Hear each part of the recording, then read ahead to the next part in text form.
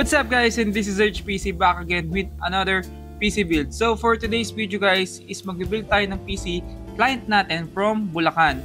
And itong PC nito is for video editing and gaming. And request ni client kung pwede all white daw yung build na gagawin natin. So ito na yung parts na nakikita nyo sa harap natin. And sasabihin natin isa-isa yung parts na ginamit natin. And kung naghahanap kayo ng PC build for 55,000 pesos, ito na yung PC build na mabubuo nyo. So tara, isa-isahin na natin yung specs ng build na to.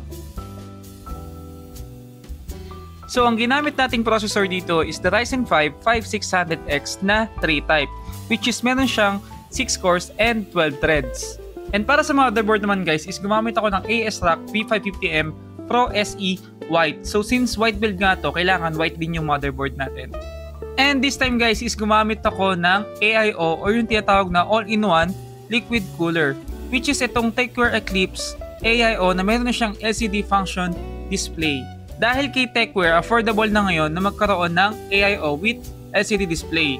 So hindi lang siya aesthetic kasi meron siyang 1800 RPM and ultra low noise na rin siya. So sa RAM naman guys is gumamit tayo ng T-Force Delta White 8x2 na dual stick RAM na meron siyang 3600 MHz with ARGB function. So kung gusto mo siyang isync sa motherboard mo, pwede to. And para sa video card naman guys is gumamit ako ng MSI Ventus RTX 4060 na meron siyang 8GB VRAM, white version, and also VTS limited edition siya. So, ang kagandahan dito guys sa 4060 na to, compare kay 3060, mas less yung consume niya pagdating sa kuryente and mas reliable siya pagdating sa performance niya. And para sa storage natin guys, or yung tatawag na SSD, gumamit tayo ng Adata Legend 850 Lite 1TB NVMe na storage. Ang kagandahan dito guys is Gen X4 na rin siya. So compare kay Gen X3, meron siyang 5,000 read and 4,200 MB na write. And para sa power supply naman natin guys is gumamit ako ng MSI Mag A650BN na meron siyang 650 watts, 80 plus bronze, and low noise. And kayang i-support ang build na to.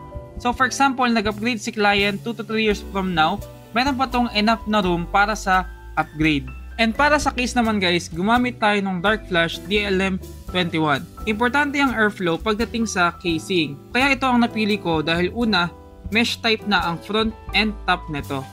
And para sa fan naman guys, is gumamit ako ng Keytech Tornado with ARGB function and pwede mo siyang gamitin with remote controller. Or kung gusto mo naman siya i-sync sa motherboard, pwede mo lang siya gamitan ng 3-pin cable para mag-sync sa ibang RGB function ng build mo.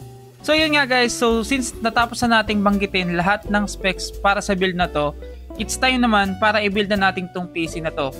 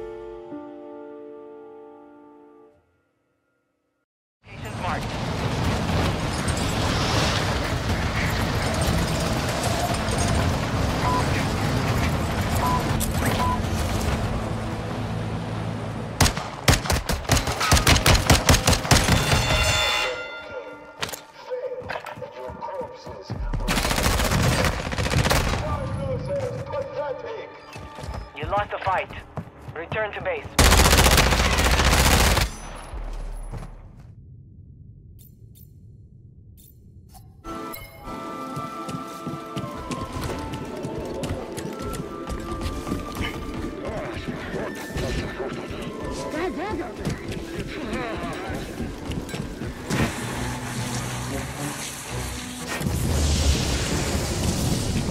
Look, the ship cutter is here. There it goes. Hey, we should get moving. Yep, good looking out.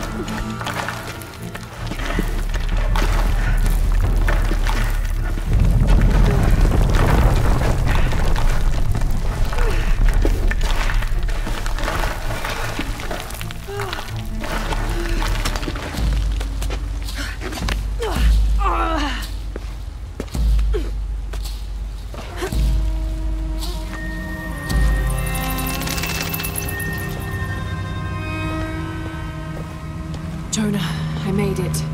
I'm on my way in. Almost there. Sorry I didn't wait. Be careful.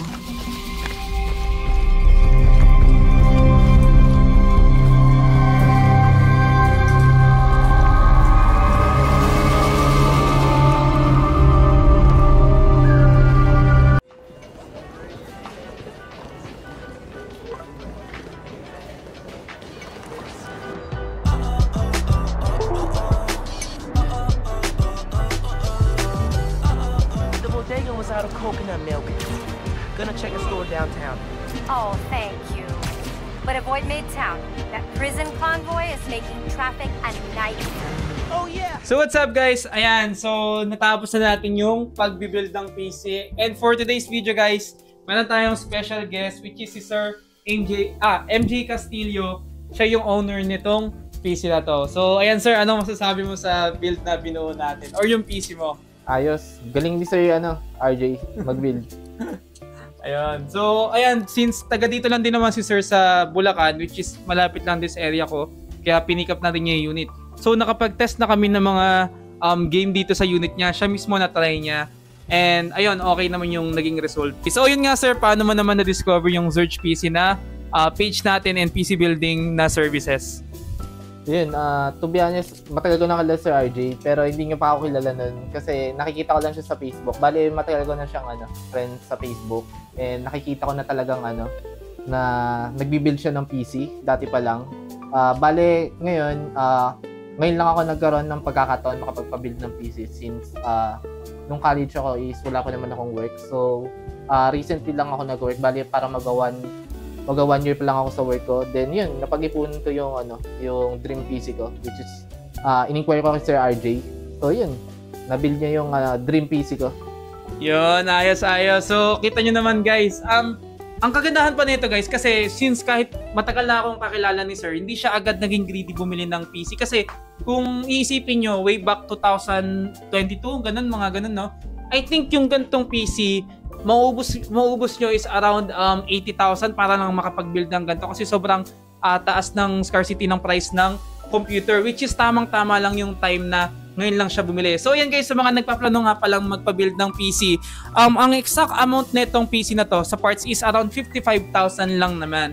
So imagine sa 55,000, ang specs niya naka Ryzen 5 5600X ka na, 16GB RAM na 3600, 1TB SSD, RTX 4060 na mayroong 8GB VRAM, and then ang motherboard na ginamit natin is ASRock B550M na Pro SE White. So mapapansin nyo talagang all white yung pinursyon ni sir kasi kumbaga sobrang premium talaga. Kahit ako, nung malaman ko na sa gantong pyesa pala, sa gantong price pala, makakabuo ka na ng ganto kaganda. So I suggest na ito na rin yung i-build nyo. So yun guys, maraming salamat Sir Mark, Sir MJ sa pagpunta dito sa bahay para lang pick upin yung unit natin. And hopefully sana mag-enjoy ka sa build na ginawa natin. So yun guys, so make sure to subscribe to our YouTube channel, Zurge PC, TikTok page which is yung Zurge PC din natin, and for inquiries, facebook.com/ZurgePC. So maraming salamat sir, and thank you guys. See you sa mga ating mga next build. Peace out.